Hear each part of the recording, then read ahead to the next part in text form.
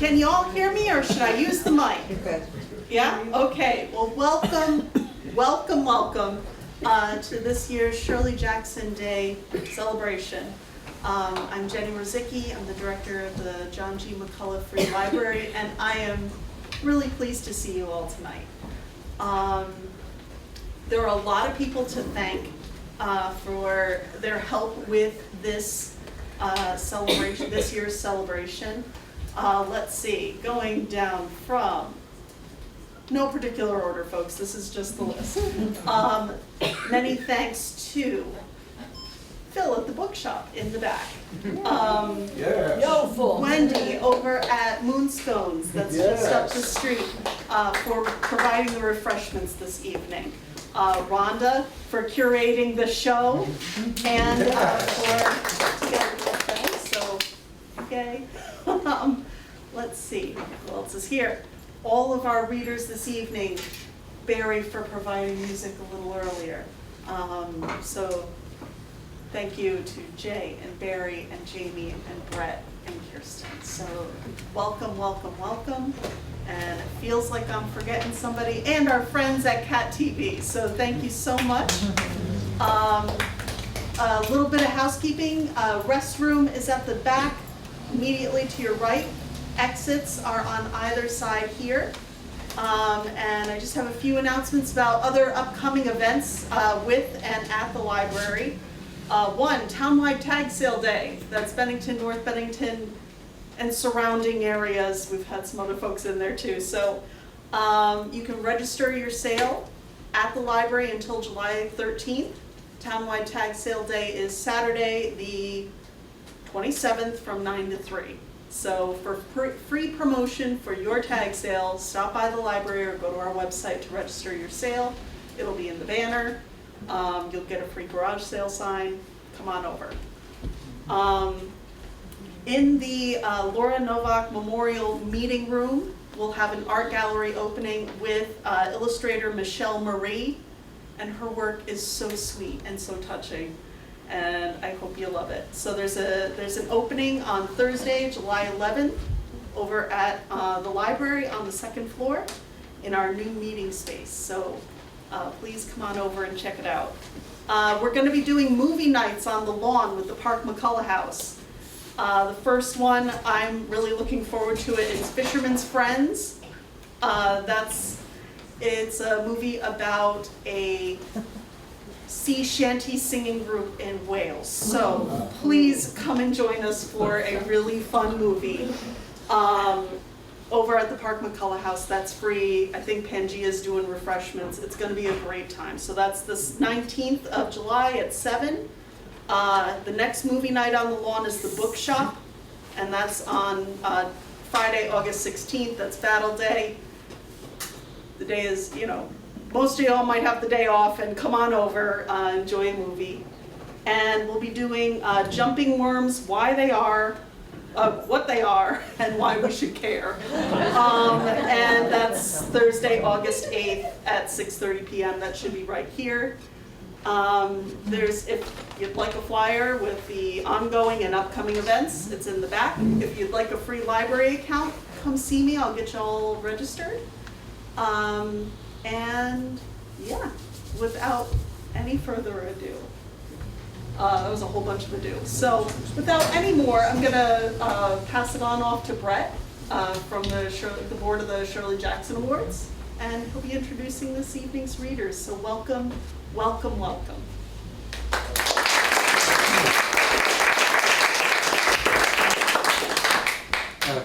Thank you, Jenny, and again, welcome to everyone here. We've got a wonderful lineup of readers for everybody, and is this picking up? And is this picking up for the folks out on the interwebs? Okay, good, thanks. This is a new innovation that I hope can be continued, because I know there were, for a fact, that there were some people who simply could not be here tonight, but certainly wanted to experience the event. So I'm glad that I've got a chance to do that. And thanks as always to Jenny and to Rhonda and everybody at the McCullough Library and Left Bank Books and the Bennington Bookshop for making this one of the coolest events any of us can be involved with. Every single writer who has ever read at this has been thrilled to do this. That's not always the case. So it is a mark of the love that we all bear to Shirley Jackson and her work. But as Jenny said, I'm Brett Cox. I'm the president of the board of directors of the Shirley Jackson Awards.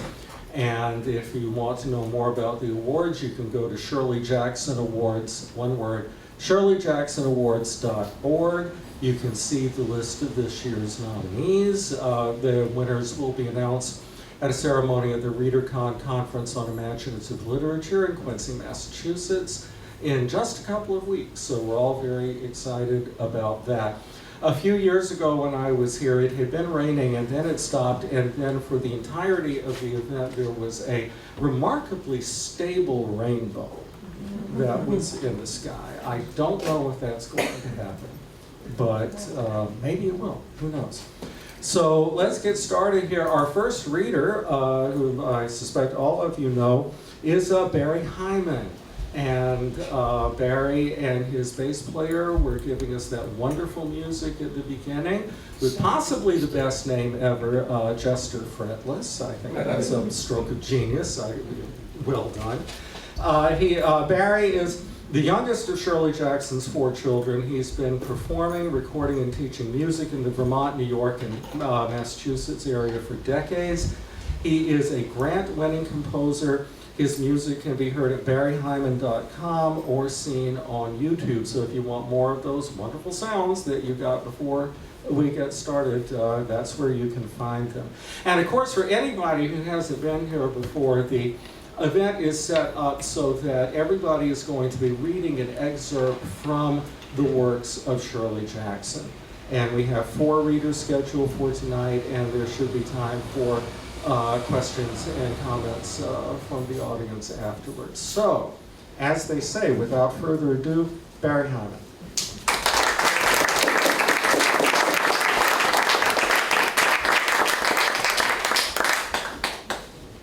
So already I've got atop jumping worms and persistent rainbows. I'll turn up the volume. How's that?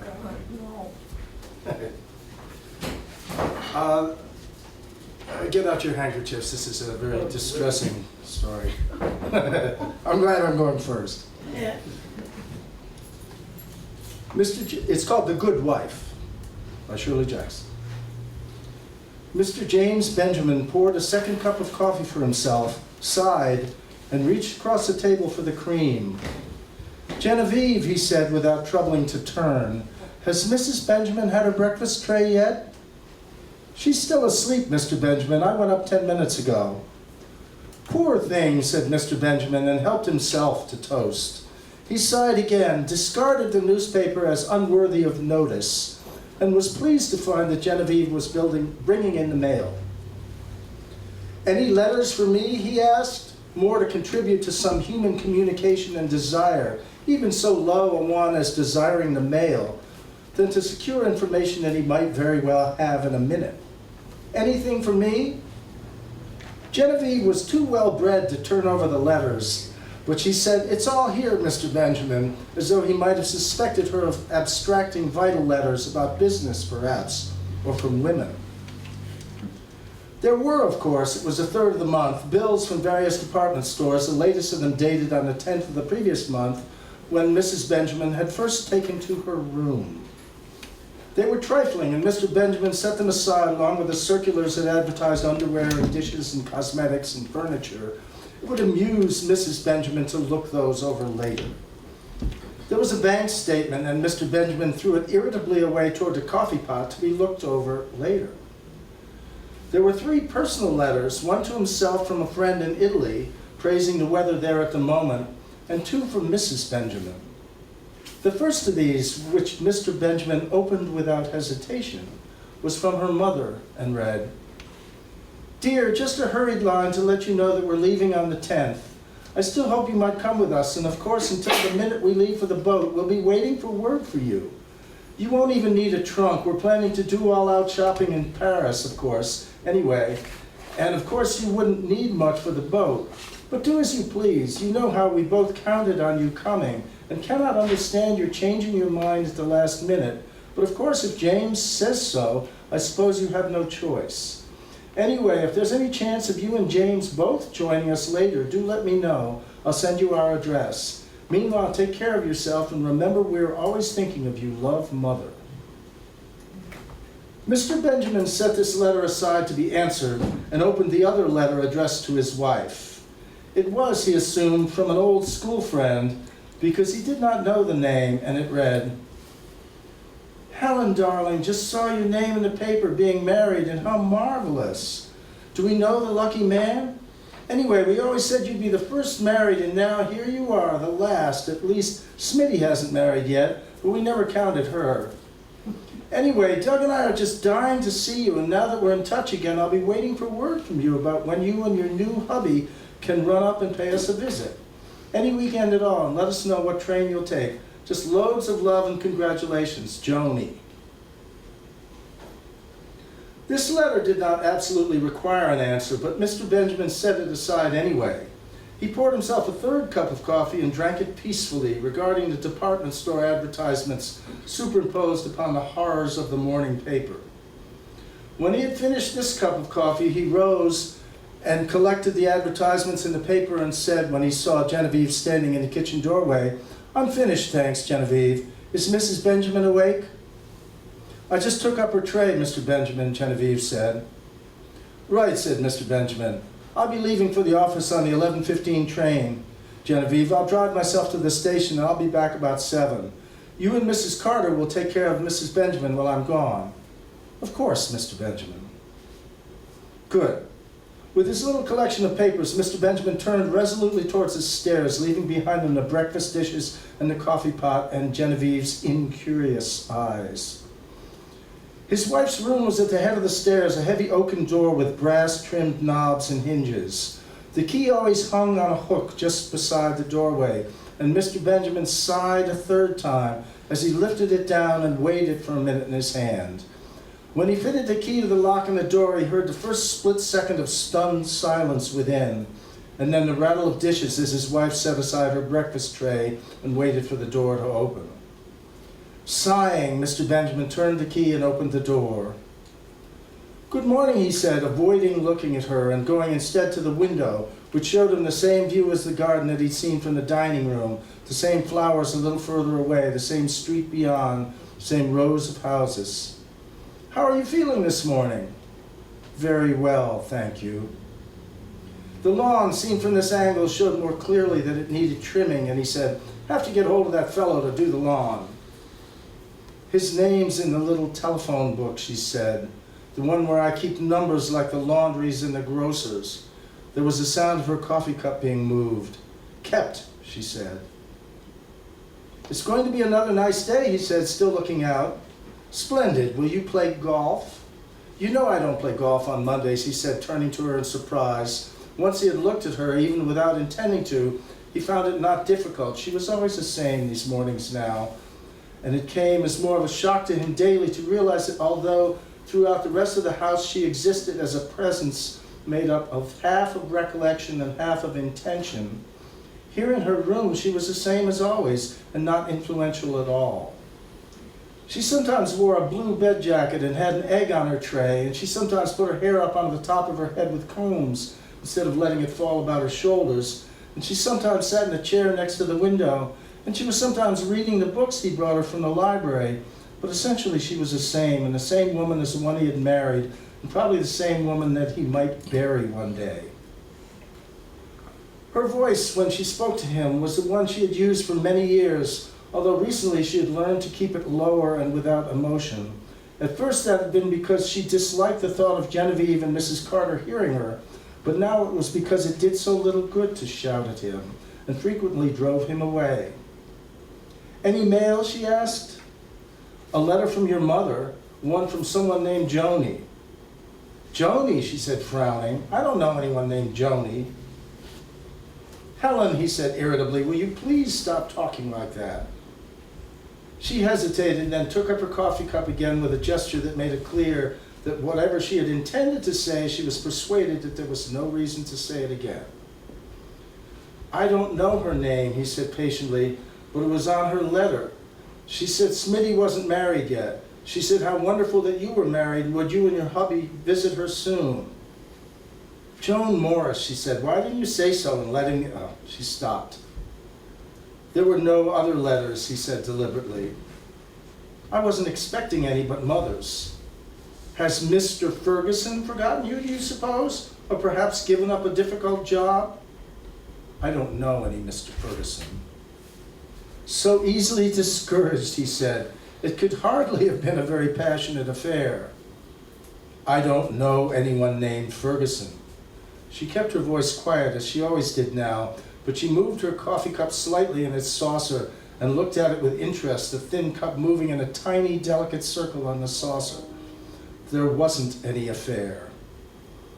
He went on, speaking as quietly as she did and watching the coffee cup, but he sounded almost wistful.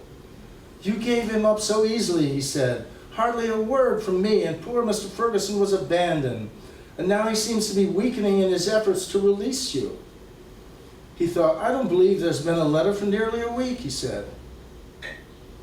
I don't know who writes the letters. I don't know anyone named Ferguson. Perhaps not. Perhaps he saw you on a bus or across a restaurant, and since that magic moment, dedicated his life to you. Perhaps even you succeeded in dropping a note out the window, or Genevieve took pity on you. Perhaps Genevieve's fur coat was a bribe. It hardly seemed likely that I should be needing a fur coat, she said. It was a present from me originally, was it not? You will be pleased to know that Genevieve came directly to me and offered to return the coat. I suppose you did take it back? I did, he said. I prefer not to have Genevieve indebted to you. He was already tired of her this morning. It was not possible to communicate with her because she would not abandon her coffee cup. And she knew already, of course, that he had taken the coat and the jewelry away from Genevieve. There was not even the hope between them that he believed she had actually dropped a note from the window or somehow gotten word to the outside world.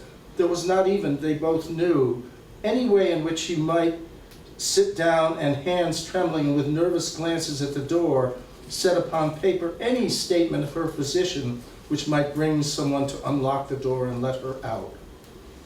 Even if she had been allowed pencil and paper or had found it possible to scrawl with a lipstick upon a handkerchief, she was not capable anymore of expressions such as, I am kept prisoner by my husband, help me, or save an unfortunate woman unjustly confined, or get the police, or even help.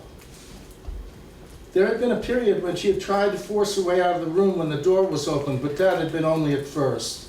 She had then fallen into a sullen indifference, and during that time he had watched her closely, since there then almost daily letters from Ferguson that suggested methods for release, and he had suspected that she was trying to communicate with her mother.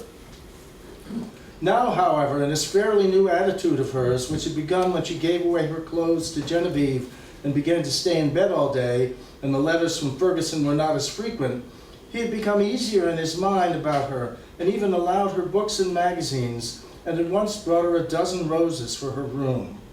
He did not for a minute believe that she was crafty enough to be planning an escape, or to use this apparent resigned state of mind to deceive him into thinking she had accepted his authority. You still remember, he asked her, thinking of this, that you may at any time resume your normal life and wear your pretty clothes again and return to normal. I remember it, she said, and laughed. He came toward her, toward the bed and the coffee cup, and toward her blue bed jacket, until he could see clearly the combs on the top of her head and the small hairs that escaped. Just tell me, he said beggingly. All you have to do is tell me, only a few words. Tell me about Ferguson and where you met him and what... He stopped. Confess, he said sternly, and she lifted her head to look at him. I don't know anyone named Ferguson. I never loved anyone in my life. I never had any affairs. I have nothing to confess. I do not want to wear my pretty clothes again. He sighed and turned towards the door. I wonder why not, he said. Don't forget to lock the door, she said, turning to take her book from the table. Mr. Benjamin locked the door behind him and stood for a minute holding the key in his hand before he hung it again on the hook. Then he turned wearily and went down the stairs. Genevieve was dusting the living room and he stopped in the doorway and said, "Genevieve, Mrs. Benjamin would like something light for lunch, perhaps a salad." "Certainly, Mr. Benjamin," Genevieve said. "I won't have dinner at home," Mr. Benjamin said. "I thought I might, but I believe I'll stay in town after all. I believe Mrs. Benjamin needs new library books. Will you take care of that for her?" "Certainly, Mr. Benjamin," Genevieve said again. He felt oddly hesitant, almost as though he would rather stand there and talk to Genevieve than go on into his study. Perhaps that was because Genevieve would certainly answer, "Yes, Mr. Benjamin." He moved abruptly before he could say anything else and went into his study and closed and locked the door, thinking as he did so, 2 rooms locked and shut away from the rest of the house, 2 rooms far apart, and all the house in between not being used, the living room and the dining room and the hall and the stairs and the bedrooms all just lying there, shutting 2 locked rooms away from each other. He shook his head violently. He was tired. He slept in the bedroom next to his wife's, and sometimes at night the temptation to unlock her door and go inside and tell her she was forgiven was very strong for him. He was fortunately kept from this by the frightful recollection of the one time he had unlocked his wife's door during the night and she had driven him out with her fists and had locked the door from the inside, returning the key to him in the morning without a word. He suspected that soon it would not be possible for him to enter a room even by day. He sat down at his desk and pressed his hand to his forehead irritably. It had to be done, however, and he took a sheet of her monogrammed notepaper. He took a sheet of her monogrammed notepaper and opened his fountain pen. "Dearest Mommy," he wrote, "my mean old finger is still too painful to write with. James says he thinks I may have sprained it, but I think he's just tired of taking dictation from me, as if he had ever done anything else anyway. We're both just sick that we can't join you in Paris after all, but I really think we're wiser not to. After all, we only came back from our honeymoon in July, and James just has to spend some time at his old office. He says maybe this winter we can fly down to South America for a couple of weeks and not let anyone know when we're going or when we're coming back or anything. Anyway, have a lovely time in Paris and buy lots of lovely clothes, and don't forget to write me." Mr. Benjamin sat and regarded his letter, and then sighing, took up his pen and added, "Love, Helen and James." He sealed and addressed the letter, and then, sitting quietly at his desk with his hands folded in front of him, he spent a moment thinking. He reached a sudden decision and opened the bottom drawer of his desk and took out a box of rather cheap notepaper, faintly colored, and a fountain pen filled with brown ink. With a sober air which made his gestures somehow ominous, he took the pen into his left hand and began to write in a bold hand, "My dearest, I've finally thought of a way to get around the jealous old fool.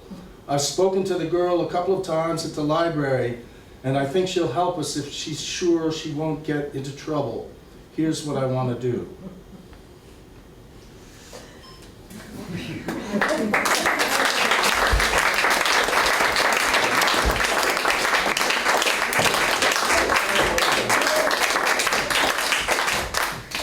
Thank you, Barry.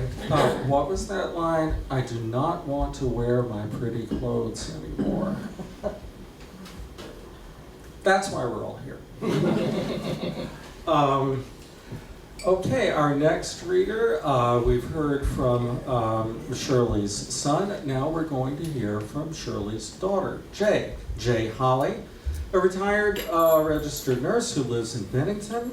Her favorite job was volunteering in the local elementary school for 8 years after retirement. She highly recommends this and says those were among the happiest years of her life. As someone who I hope is no more than a couple of years of retiring from my faculty position, I will bear that in mind. So please welcome Jay Holly.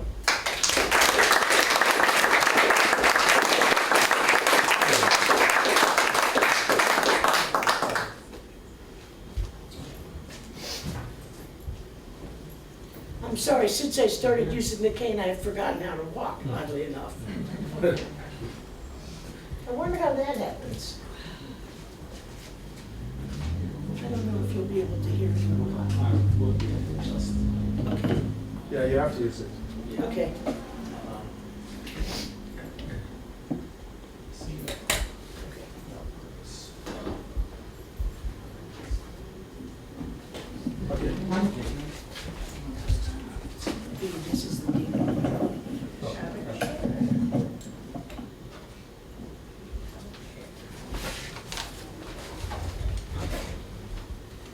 going to read I'm going to read some parts from Shirley's unfinished novel, unfinished at the time of her death. And I'm gonna read selected parts because it's too long to read the entire thing, but I loved it. Okay, so Mrs. Angela Motorman walked slowly and decently up the walk to the fine old house with the sign in the window saying rooms. She was carrying her suitcase and her pocketbook and her fur coat and fur stole, and she stopped for a minute to look the house over very carefully. A lady cannot be too wary of the company she may find herself in among. A lady chooses her place of residence with caution. As she set her foot on the steps, she put her shoulders back and took a deep breath. Mrs. Angela Motorman, who never walked on earth before. I must say, she had the good sense to offer me a cup of tea right away when she found out I was a friend of her sister's. And in case you were wondering about me having lunch on the train and coffee and a donut in the station, and now a cup of tea and cookies, let me just remark that I have plenty of room to put it all in, sorry. And what do you do, Mrs. Motorman, she asked me. I dabble in the supernatural, I told her. Her name was Mrs. Fawn, we both had names. How is my sister, she wanted to know. Doing well, I said. Of course, she has her troubles like the rest of us. I had taken to the house right away. I liked most houses, and this was one of the best. The staircase was good, wide and clearly worn by 100 trips up and down every day, up and down, until your feet could fall off. It was a solid house, a devil to clean, but prepared to stand right where it was forever.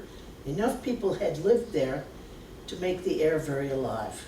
I was ready for any number to come along asking, but first I had to deal with Mrs. Fawn.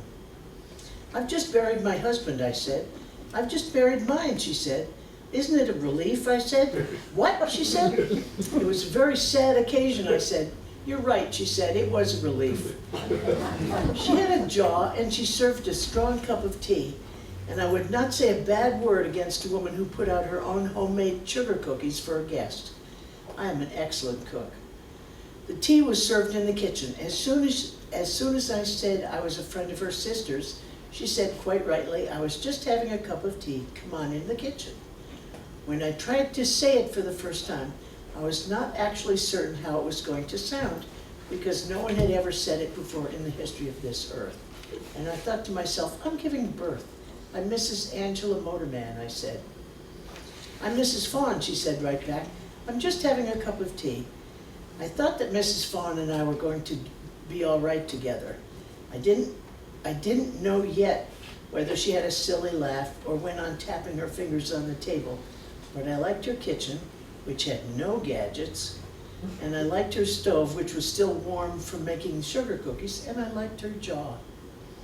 I'm not saying I want a room, and I'm not saying I don't, I told her, but if I did, what would you have to show me?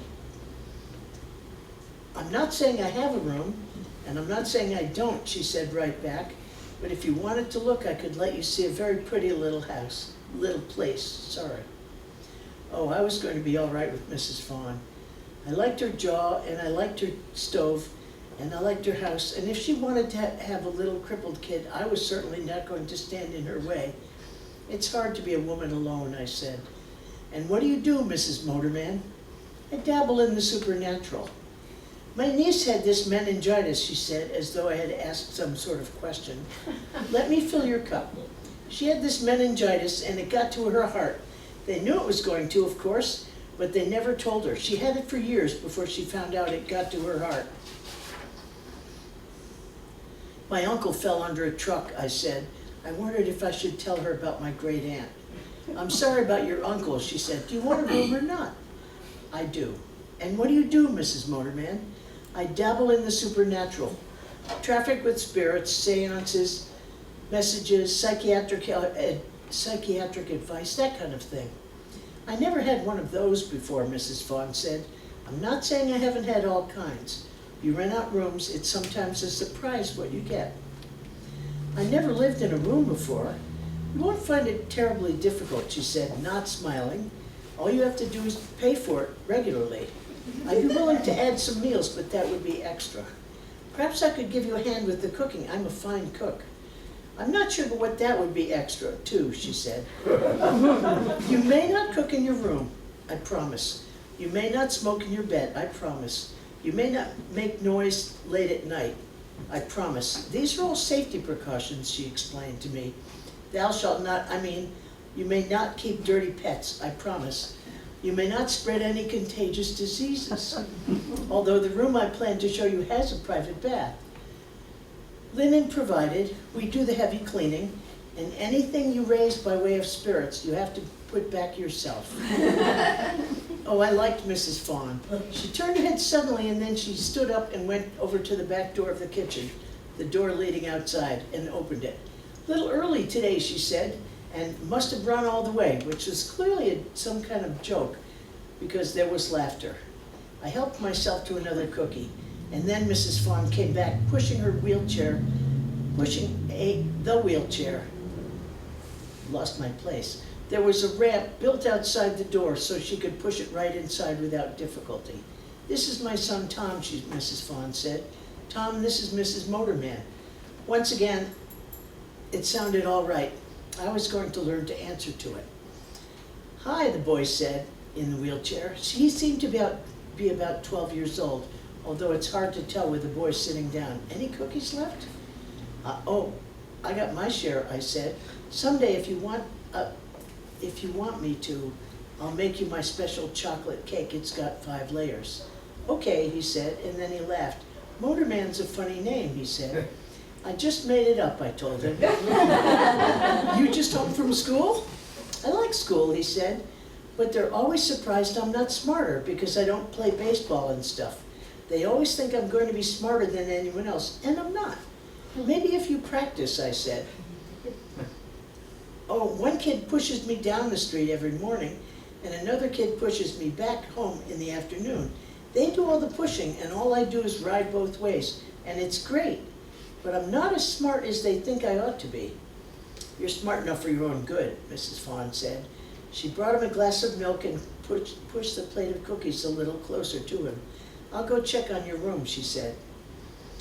I'm pretty smart, he said to me anxiously. I'm not stupid, of course. I'm pretty smart, but I never got pushed back and forth to school. Well, I'm planning to be a scholar, and I better get started pretty soon. You know any Spanish? No. I want to learn Spanish and French, and Italian and Russian, and then Latin and Greek and be a scholar. So far I only know a little Spanish, but I'm lazy. One of these days I might push you to the movies, I said.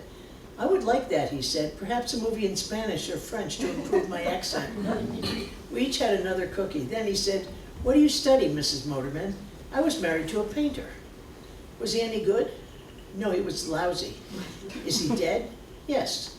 How long do you think I ought to go on studying Spanish before I start French? They're both good languages. If you're so lazy, why not give up the whole thing? Well, he said, thinking, I suppose it's because they all keep wanting for me to be so smart. I wouldn't play baseball if I could. You can really hurt yourself playing those games.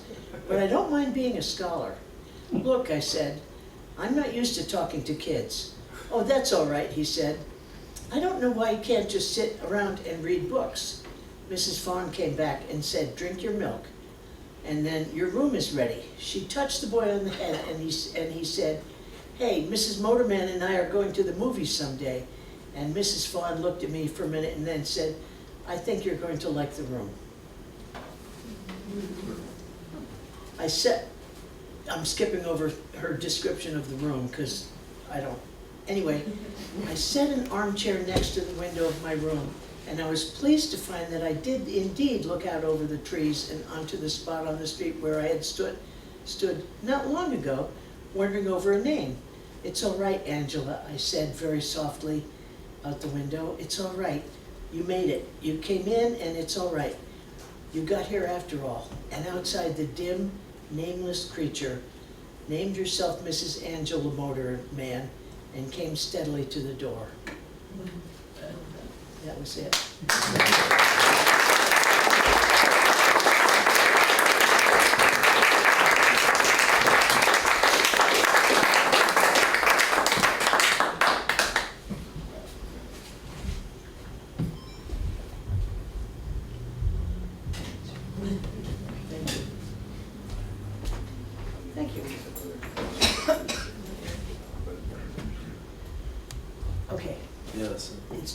my right foot starts.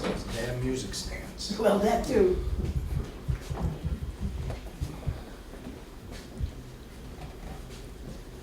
Thank you, Bee. I got a good book you can read if you want. Sit down.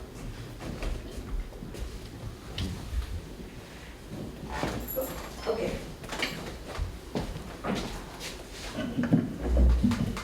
Thank you, Jay, for that reminder that Shirley Jackson was, among other things, really funny. Very funny. Our next reader is Jamie Franklin. Jamie has been a curator at the Bennington Museum since 2005, and he was responsible for a wonderful exhibition of Shirley Jackson, Jacksonia? I'm not sure what the term would be.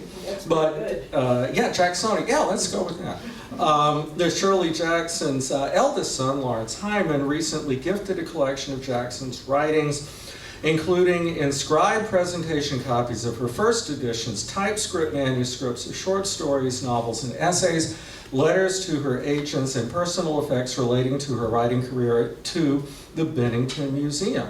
And Jamie's included some of these materials in recent shows, including Haunted Vermont, Bennington Modernism, Images and Metaphors, and will be featuring Jackson's work in the upcoming exhibition, Green Mountain Magic, Uncanny Realism in Vermont. And I went to the Haunted Vermont exhibit, and it was just wonderful. And if you do work with literature, either as a writer, a creative writer, or as a scholar, or if, as I do, you do both, just that list of words there, presentation copies of first edition, typescript manuscripts of short stories, letters to her agents, personal effects, you're like, yeah, gimme. So it was a wonderful exhibit, and thank you for that, Jamie. And he will be reading from yet another wonderful Shirley Jackson work. So, Jamie Franklin.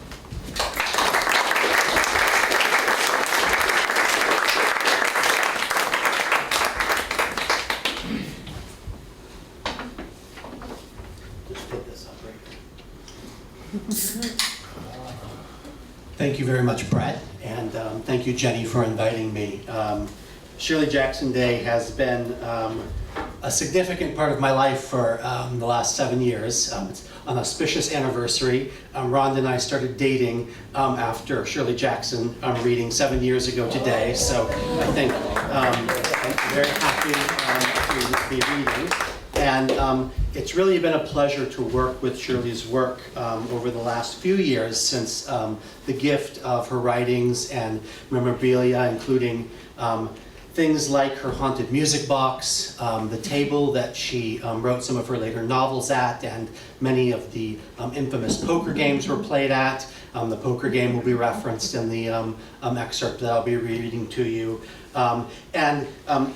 It's called an essay. It was published in 2015 in this collection called Let Me Tell You. It features a story that is based on a group of postcards that were given to Shirley by her husband. Those are part of the collection that came to the Bennington Museum as well. So it includes ghosts, it includes old houses, it includes cats, and it includes the wonderful domestic humor that Brett mentioned earlier. So I think it kind of really summarizes Shirley's writing and strengths in many ways. And it's become my favorite short story. It's actually about 10 pages, and I've cut a couple of pages just for time, but you'll get the overall gist of the story as a whole. The Ghosts of Lorraine. I love houses. I love to look at them, the way they just stand there. And I most particularly love old and big and fancy houses. My grandfather was an architect, and his father, and his father. One of them built houses only for millionaires in California, and that was where the family wealth came from. And one of them was certain that houses could be made to stand on the sand dunes of San Francisco. And that was where the family wealth went. I don't have any feeling myself about building houses. I don't need to own them or live in them or even go inside. I just like to look at houses. I have an Egyptian scarab, and I have a Japanese netsuke of a skeleton reading a book of poetry.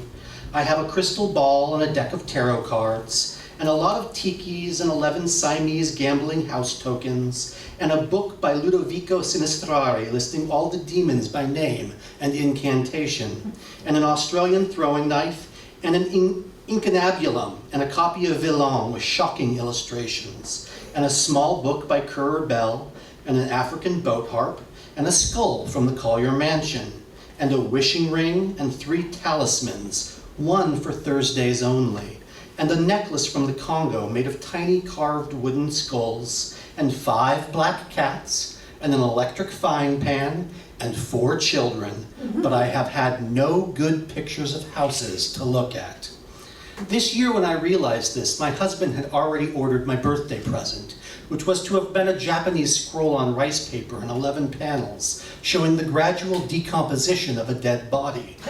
But he canceled it and wrote instead to a British bookseller and ordered a collection of picture postcards of houses. These had been put up for sale by the heirs of one of those intrepid British travelers. I think of the man himself as a fellow house lover, gentle, observant, with a lap robe and a notebook with a silver pencil on a chain, always ready to toss an urchin a coin or bow to a lady on a bridge. This distinguished old person had wandered far gathering postcards, and his heirs must have been most surprised when an urgent offer arrived from my husband in Vermont. I do not think that I was so excited even when the assegai came. Like all the presents my husband gives me, the postcards were even lovelier than I had imagined. With his hip bath and his bowler, my dogged friend had traveled extensively through England, France, and the United States, and had feasted those good British eyes on a vast range of great, old, and storied houses, and taken their images home.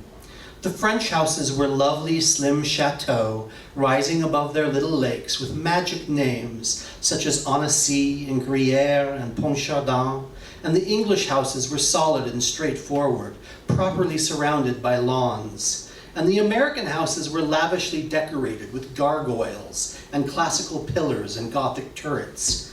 I dwelt lovingly on the Château de Menthon, on Beaumesnil and Nimes. I gazed for a moment on the T.D. Stimpson residence in Los Angeles, dreamed over Strawberry Hill, and looked into grottos and Roman baths and summer palaces.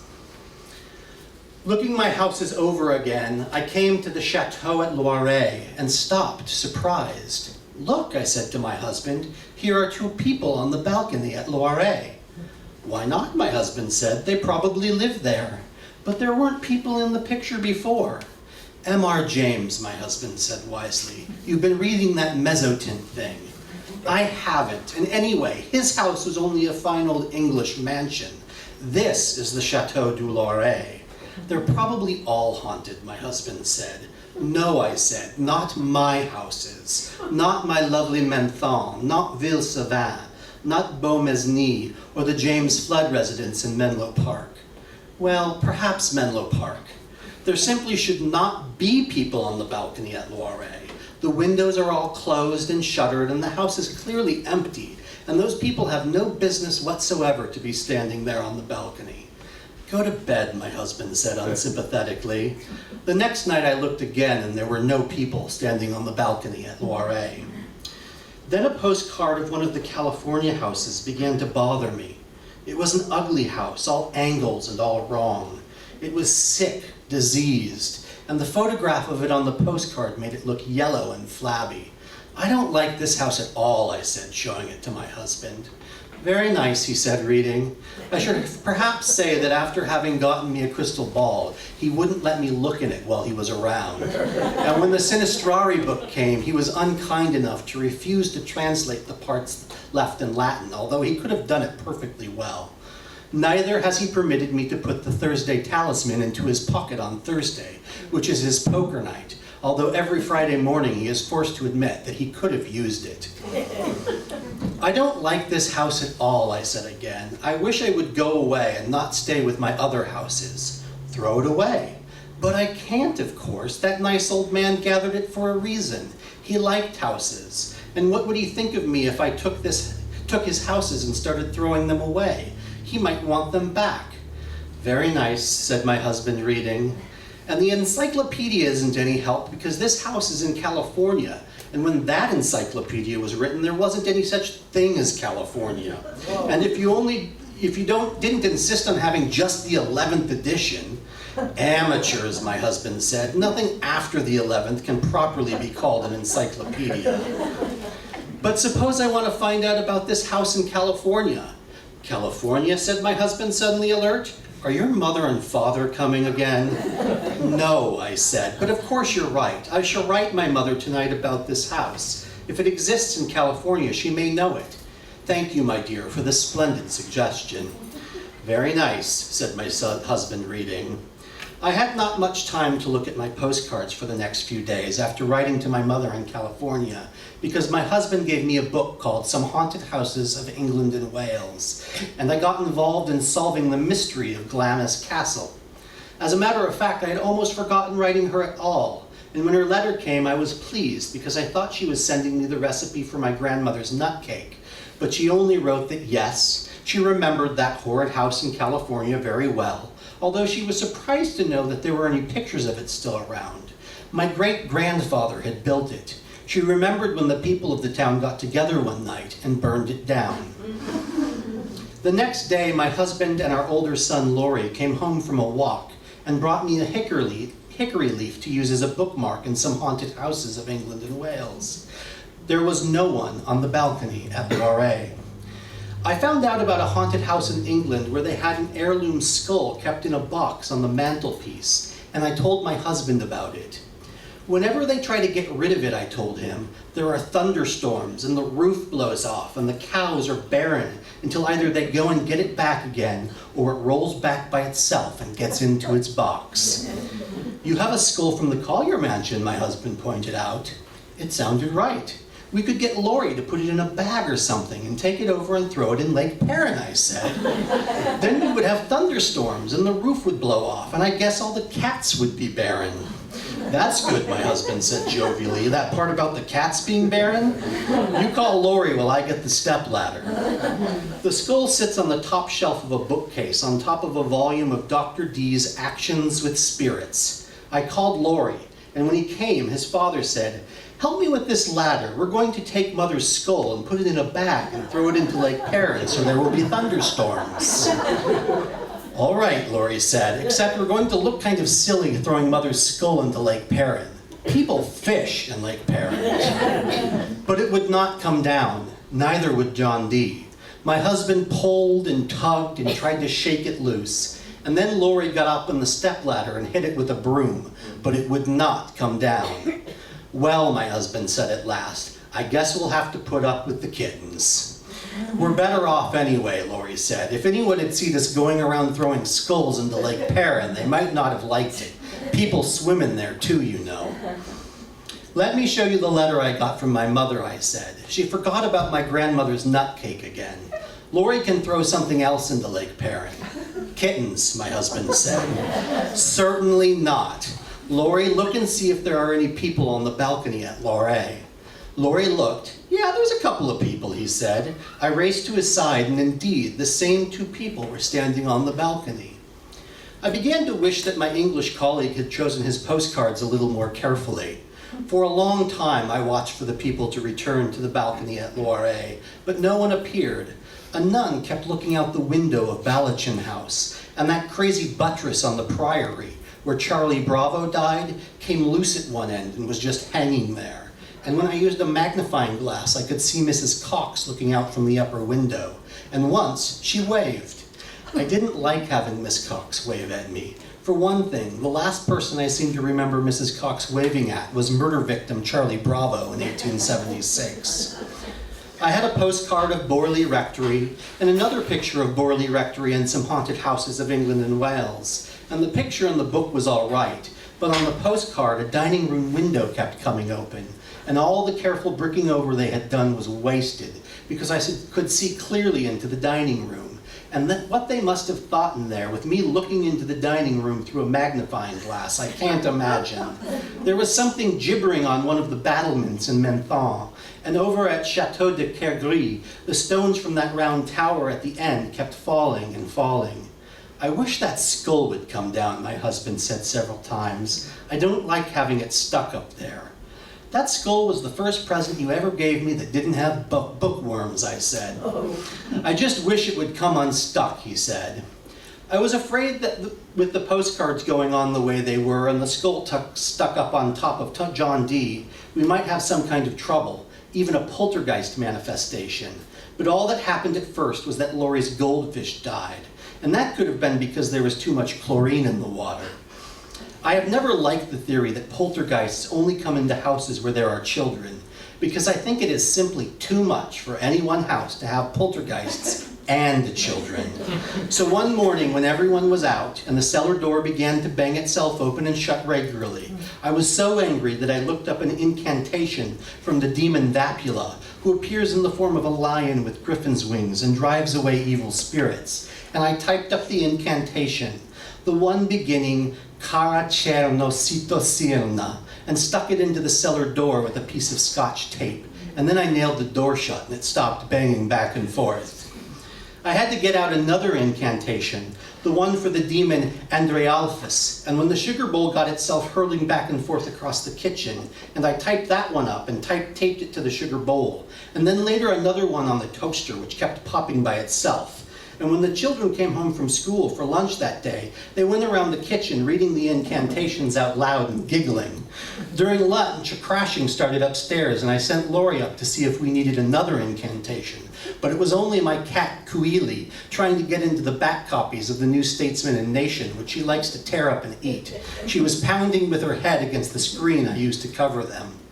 My husband had a present for me when he came home, one that had come in the mail from Sotheby's. It was a two-handed Japanese ceremonial sword.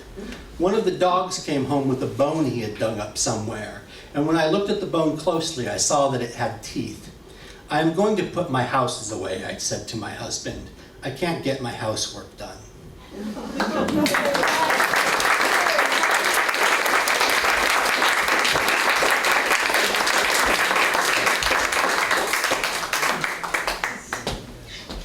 Thank you, Jamie. I was particularly happy to hear that because we quite properly honor Shirley Jackson for, as noted earlier, her incisive wit, her extraordinary insight into character, but it takes a special kind of skill, and you heard that on display particularly in the first part of the story, to simply describe objects and to describe them in a way that doesn't grind the narrative to a halt, that doesn't bring the reader still to look at them, but leads the reader on a tour. And that's a wonderful example of that. Thank you. Our final reader is Kristen Dearborn, who's from out of town. She specifically from the wild, wild north of Burlington. She is, as it says in the blurb on her and the release for the event, all about the monsters. She is the author of numerous books, The Amazing Alligator Girl, Sacrifice Island, Woman in White, Whispers, Stolen Away, and Trinity, as well as numerous short stories and novellas. And her newest book that is hot off the press, I'm informed, is called Faith of Dawn, just out from the venerable and venerated Cemetery Dance Press, one of the premier imprints for classic and contemporary horror fiction. So do check that out. She studied English and theater at the University of Maine and holds an MFA in writing popular literature from Seton Hill University. She is a lifelong New Englander who, as previously mentioned, currently lives in Vermont. And she once again confirmed for me that I think people think that when writers get together, all they do is talk about writing, and that is not true. The last time I was here and Bennington's own Genevieve Plunkett was here reading, we didn't talk about writing nearly as much as we talked about David Bowie. And this, before we got started here, Kristen and I were mostly talking about our dogs and our cats. And let's not leave without acknowledging this extraordinary display. That one in particular, I may never sleep again. So, so again, please welcome all the way from Burlington, one of our best young contemporary writers of horror fiction, and a testament to the ongoing legacy of Shirley Jackson among writers of all generations, Kristen Dearborn.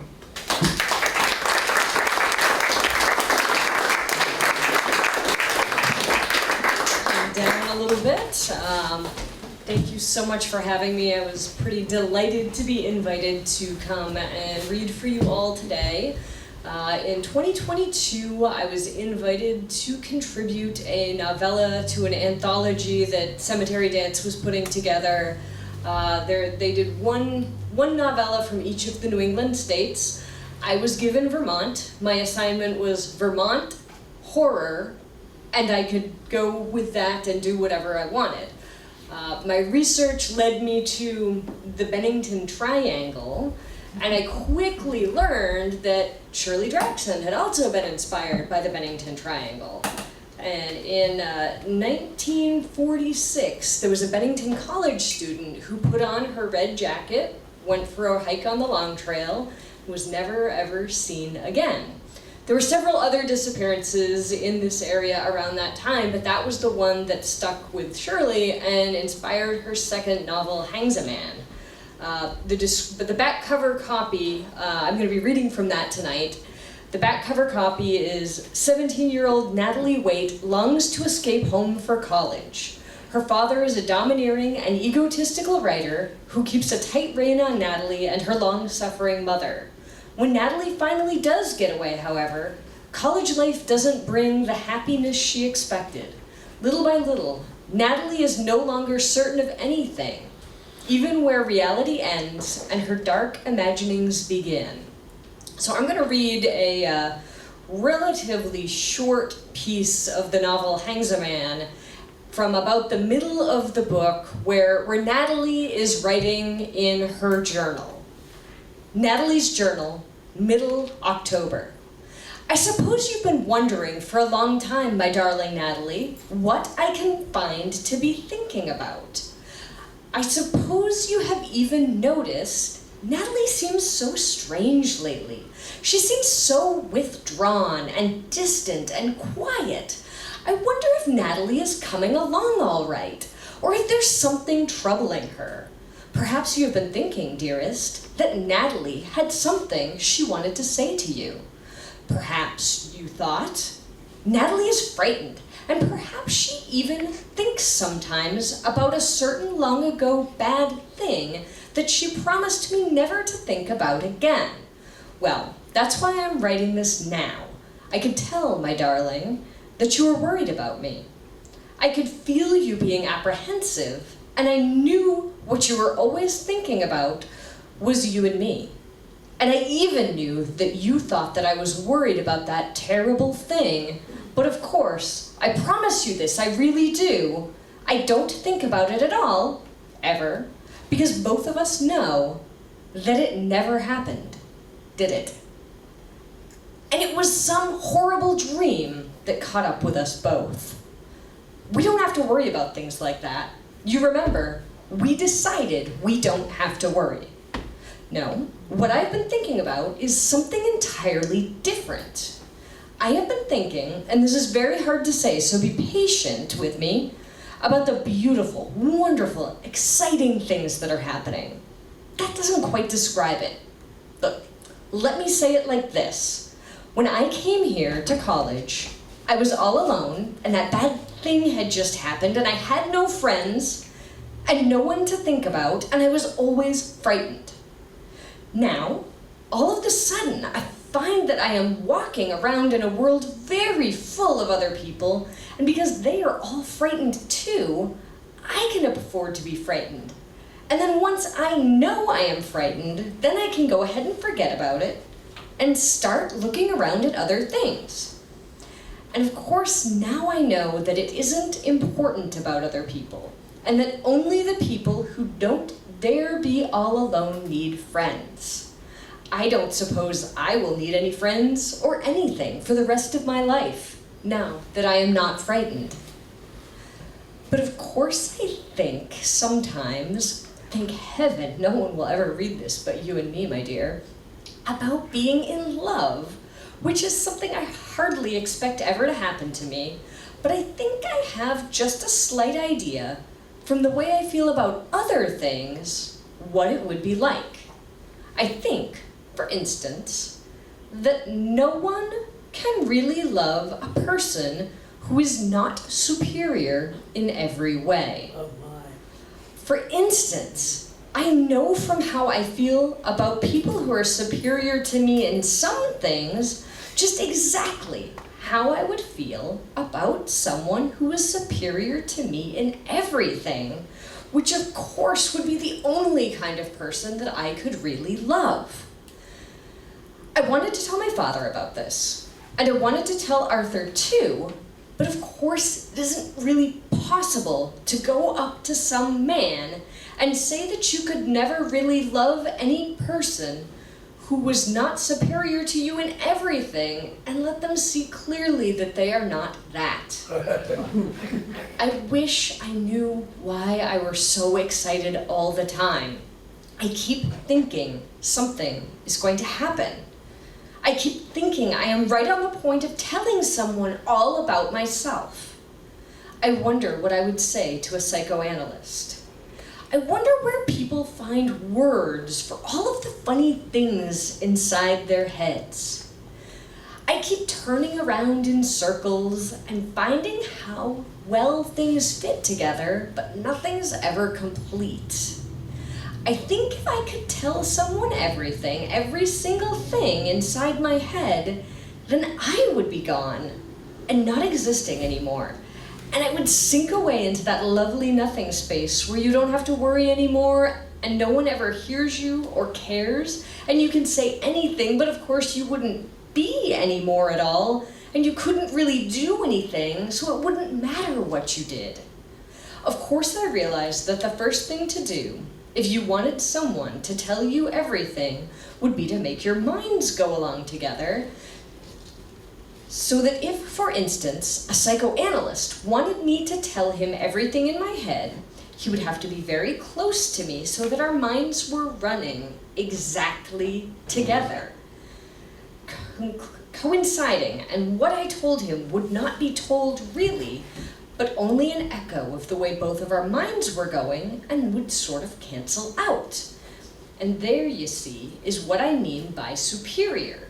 Because after all this, he would have to have enough left over, so after he had taken all my mind, he could keep on thinking by himself after I was nothing. But of course I don't believe anybody really exists like that.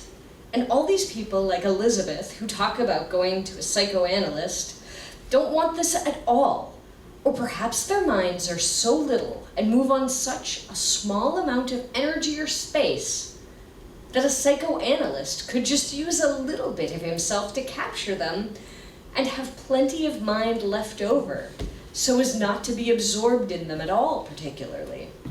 And that, I suppose, is why these people find it so easy to get along with the idea of having their minds taken away from them, because their minds were never very useful to them in the first place. Although I don't have to worry about being modest here, it is certainly not necessary to point out to you that Elizabeth is not as wise as I am. I want somebody who will fight about it too. Suppose there is a person somewhere very near me right now who is thinking about me and who watches me and knows everything I think about and who is just waiting for me to recognize.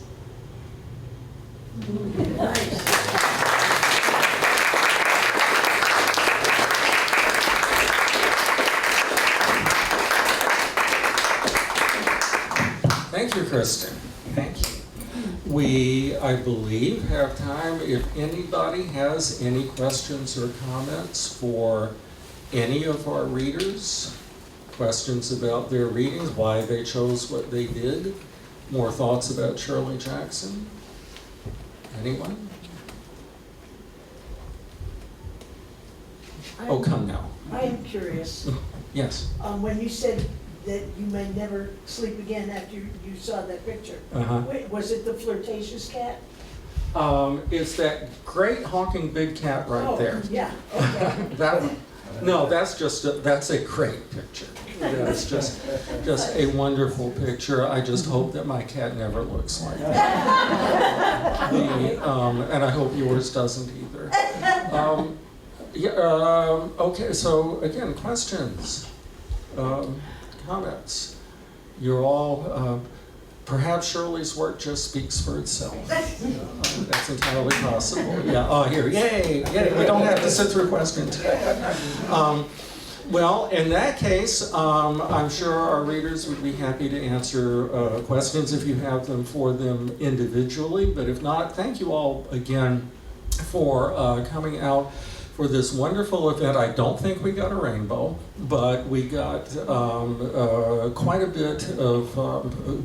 bit just here in the room. And I do want to close by something I meant to mention earlier. I did make reference to moving toward retiring from a faculty position. I teach English at Norwich University in Northfield, Vermont, and I do want to take the chance to publicly thank my school for never once blinking at either the weird things I write about or the weird things that I write.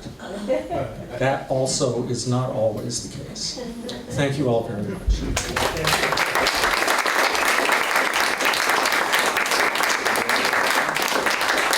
All right, folks, thanks for being here. Please help yourself to refreshments in the back.